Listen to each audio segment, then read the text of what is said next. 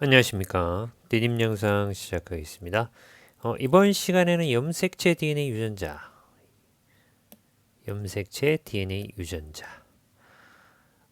학습 목표는 염색체 구조, 염색체 DNA 유전자의 관계, 요거를 이제 여러분들이 알면 되겠습니다. 그런데 여기에서는 새로운 그런 개념들이 되게 많이 나옵니다. 이 새로운 개념들은 이게 무슨 말인지 무슨 뜻인지 이해를 하고 외우면 좋겠습니다. 마치 영어 공부할 때 새로운 단어 나오면 여러분들이 뜻과 발음 이런 걸 외우잖아요. 네, 그런 것처럼 지금 처음에 시작할 때는 이 생명의 연속성에서는 그런 작업들이 많이 필요합니다. 그래서 새로 나오는 개념들 잘 이해하고 외우면 좋겠습니다. 자, 먼저 염색체라는 말이 나옵니다. 염색체는 항상 관찰할 수 있는 건 아니고 언제 세포가 분열할 때 막대기 모양의 구조물을 염색체라고 합니다. 요거죠, 요거. 요게 염색체예요. 네. 막대기 모양의 구조물이에요. 언제 관찰할 수 있다고? 세포가 분열할 때.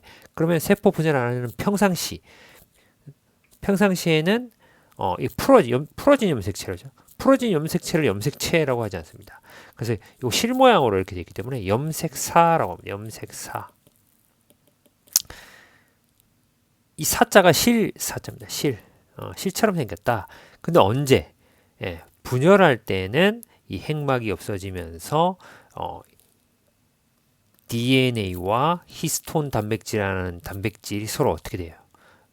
응축돼 버려요. 이렇게 코일처럼 이렇게 응축돼 버립니다. 이거를 염색체라고 합니다. 그리고 염색체는 여기 결합되어 있는데 이 방추사가 이렇게 결합되는 부위가 있어요. 요거를 동원체라고 합니다. 방추사는 세포가 이제 분리될 때, 두 개의 세포로 분릴 때, 여기에 방추사가 붙었고, 여기도 방추사가 붙어서 이쪽으로 당기고, 이쪽으로 당기죠. 그러면 이렇게 돼요. 어떻게 됩니까? 염색체가 분리되죠. 그렇게 된다. 방추사가 결합하는 부위를 동원체라고 합니다. 그림 3-1에는 이제 DNA와 단백질로 이런 염색체 방금 얘기했죠. 이 단백질이 이제 히스톤 단백질이라는 단백질. 염색체를 구성하는 DNA는 8개 히스톤 단백질을 감고 있는데 이러한 구조를 뉴클레오솜이라고 합니다. 뉴클레오솜. 이걸 뉴클레오솜. DNA가 2번 이렇게 감싸는데 단백질 몇 개 있어요? 하나, 둘, 셋, 넷, 다섯, 여섯, 일곱, 여덟. 8개가 있다. 그쵸? 이렇게 요 구조를 뭐라고 한다? 유클레오솜. 여러분이 많이 헷갈리는 게 뉴클레오타이드는 핵산의 기본 단위죠. 여러분 통과 시간에 배웠습니다. 핵산의 기본 단위가 뉴클레오타이드고 뉴클레오솜은 DNA와 히스톤 단백질에 감고 있는 형태. 요거를 뉴클레오솜이라고 합니다. 요거 뉴클레오솜 헷갈리지 마세요. DNA의 유전 형질을 결정하는 유전 정보를 저장하는 부분 유전자라고 해요. 지인이죠. 지인. 하나의 DNA는 수많은 유전자가 있다. 그래서 이게 DNA잖아요. 이게 DNA 이중나선 특정 부위에 유전자 1번, 2번, 3번 이런 식으로 유전자들이 DNA 상에 존재한다. 유전 정보가 없는 부분도 있어요. 네, 있고 어떤 특정한 형질을 나타내는 유전자들이 이렇게 있다. 자, 다음 사람의 염색체와 핵형. 핵형이라는 말이 나오네. 핵형은 한 세포에 들어있는 염색체의 수, 모양, 크기의 특성을 핵형이라고 합니다. 염색체 수가 몇 개인지, 어떤 모양인지, 크기가 어떤지 이런 특성을 뭐라고 한다? 핵형이라고 합니다. 핵형을 관찰하려면 체세포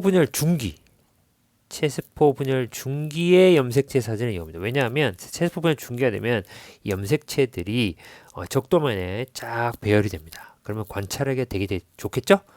그래서 그때 주로 이용을 하고 그때 이제 모양과 크기가 같은 염색체 짝을 짓고 크기가 큰 것부터 순서대로 쭉 배열하게 되죠. 이제 그렇게 해서 이제 핵형을 분석하게 됩니다. 탐구활동 핵형 분석하기는 수업 시간에 요 스티커로 가지고 이렇게 합니다. 사람의 성염색체는 상대적으로 키가 큰 X염색체와 크게 작은 Y염색체가 있어. 이 친구가 이렇게 하네요. 성염색체 아닌 1번부터 22번까지를 상염색체라고 하고요. 성을 결정하는 염색체, 성을 결정하는 성염색체. 남자는 XY죠. 여자는 XX입니다. 네, 그렇게 됩니다. 수업 시간에 자세하게 하고요. 그 다음 개념 먼저 보도록 하겠습니다. 사람의 체세포의 핵형을 분석하면 모양과 크기가 같은 염색체 두 개씩 쌍을 이루게 되죠. 요거를 뭐라고 하냐? 상동 염색체. 상동 염색체라는 말은 상동, 크기와 모양이 같다. 크기와 모양이 같은 염색체. 그게 상동 염색체. 여기도 상동 염색체. 여기 상동 염색체. 1번에도 여기 상동. 둘이 크게 모양이 같죠? 상동, 상동, 상동, 상동, 상동. 다 상동이잖아요. 다 상동 염색체다. 그런데 남자의 성염색체는 크기가 다르네? 모양도 다르고죠? 그렇지만 X 염색체와 Y 염색체는 모양과 크기가 서로 다르지만 생식세포 형성 과정에서 서로 접합이 일어나므로 상동 염색체로 간주해 라고 하네요. 자, 여자는 똑같아요. XX. 상동 염색체. 무슨 염색체? 크기와 모양이 같은 염색체 한 쌍. 일 상동 염색체란다. 이 상동 염색체는 두 개잖아요. 여기 두 개잖아요. 하나는 누구한테 받았어? 아빠. 하나는 엄마한테 물려받았어요.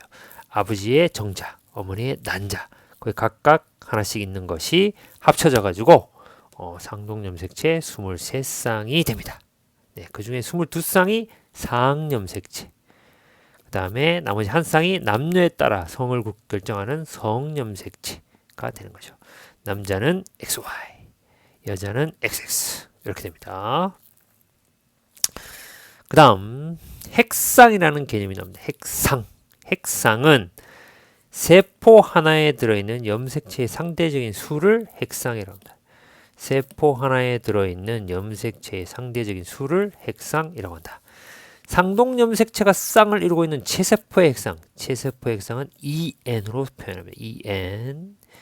그 다음에 상동 염색체가 두 개 안 들어있고 하나만 있는 거는 N으로 표시합니다. N으로. 그럼 밑에 그림 볼게요. 상동 염색체 뭐죠? 크기와 모양이 같은 염색체. 얘랑 크기와 모양이 같죠? 그럼 상동이네. 다음 빨간 거 얘들도 크기가 같죠? 얘들 같죠? 그럼 상동 염색체가 쌍을 이루고 있으면 핵상이 뭐라고? 2n이죠. 얘네의 핵상은 2n이야.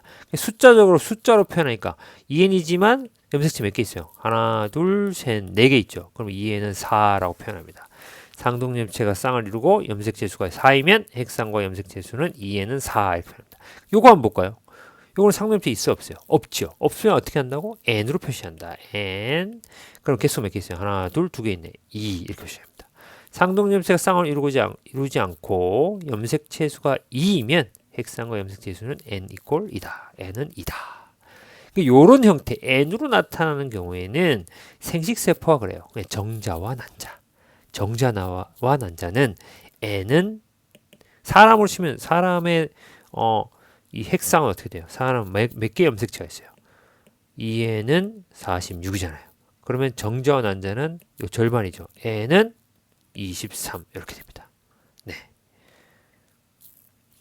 2n은 46. 2n은 46. 정자는 절반. 난자도 절반. 이렇게 되는 거죠. 자, 그 다음에 그림에 보면 상동염색체와 염색분체의 대립유전자라고 되는데 상동염색체는 뭐라고 해요? 크기와 모양이 같은 염색체? 그렇죠. 자, 요거 상동염색체 빨간 거랑 요 하늘색이 파란 게 크기와 모양이 같죠? 이게 상동염색체예요. 그런데 상동염색체의 같은 위치, 요 위치, 같은 위치죠? 요 위치. 요 상동염색체의 같은 위치에 있는 동일한 형질을 나타내는 이 유전자를 대립유전자라고 합니다. 대립유전자. 뭐라고요? 상동염색체의 같은 위치에 특정한 형질, 머리카락의 뭐 모양이라든지 혈액형이라든지 이런 나타내는 유전자를 대립 유전자. 이 대립 유전자는 같은 위치에 있어요. 상동염색체 같은 위치에 부모에게서 물려받은. 그러니까 요거 하나는 누구한테 받아요? 아빠. 요거는 만약에 아빠한테 받았으면 요거는 엄마한테 받은 거죠. 아빠 엄마한테 하나씩 받았는데 정자와 난자가 만났죠. 그러면 수정 라인에서 개체가 될 때 왼쪽에 있는 얘 같은 위치에 있는 라지 A라고 하는 유전자와 여기 스몰 a라고 하는 유전자가 같은 위치에 있다. 이건 동일한 형질을 나타낸 거예요. 머리카락의 색이나 혈액형이나 등등. 이것도 마찬가지. B라는 유전자도 같은 위치에 있죠. 대립 유전자. 스몰 d, 라지 d 대립 유전자. 라지 e, 라지 e 대립 유전자. 그런데 요것처럼 대립 유전자가 스몰 d, 라지 d처럼 달라. 그러면 E형, 다를 E자를 씁니다. E형 접합성. 라지 E, 라지 E와 같이 같네? 동형 접합성. 그러면 라지 A, 스몰 a는 E형 접합성. 라지 B, 라지 B는 동형 접합성. 이렇게 되는 거죠. 그럼 DNA 복제. 세포 분열을 하기 전에 복제가 일어나죠. DNA가. 그러면 라지 A, 라지 A, 라지 B, 라지 복제됐으니까 똑같겠죠. 스몰 d, 스몰 d, 라지. 요 복제된 요거 하나, 요거를 염색 분체라고 합니다. 마찬가지로 요 하늘색 염색체도 DNA가 복제되니까 스몰 a, 스몰 a, 라지 B, 라지 B, 라지 D, 라지 똑같죠? 네. 이제 요렇게 복제가 된다. 자, 동형접합성, 이형접합까지 설명했습니다. 네, 해보기, 요거는 수업 시간에 같이 한번 해보도록 하겠습니다. 한 가지만 더 짚고 갈게요. 라지 A와 스몰 a는 대립 유전자잖아요. 그러면 요거랑 라지 A 염색 분체에 라지 A와 라지 A는 대립 유전자인가요? 아니죠. 아닙니다.